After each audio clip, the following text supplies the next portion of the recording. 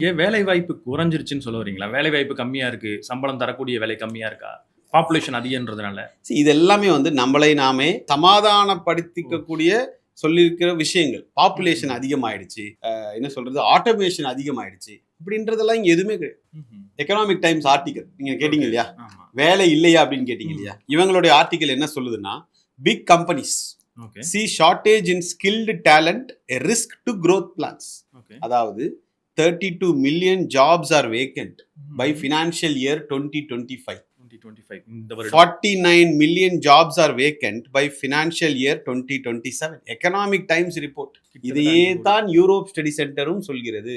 Okay. திறமையில்லா திண்டாட்டம் தான் இங்க பிரச்சனையே தவிர இங்க வேலை வாய்ப்பில்லா திண்டாட்டம்ன்றதே கிடையாது. ஏஐ சொல்லுங்க, என்ன வேணா சொல்லுங்க, மனித இனம் இருக்கும் வரை வேலை வாய்ப்புகள் இருக்கும், ம்ஹ்ம். மாற்று கருத்து இல்லை. ஆனால் அந்த லேட்டஸ்ட் ஜாப்ஸ்க்குலாம் நம்ம போகணும்னு எதிர்பார்க்கிறோம் இல்லையா? ம்ஹ்ம். நமக்கு அப்ப என்ன தேவை? அறிவு தேவை. லேட்டஸ்ட் Skills ஸ்கில்ஸ் தேவை. வேணும்.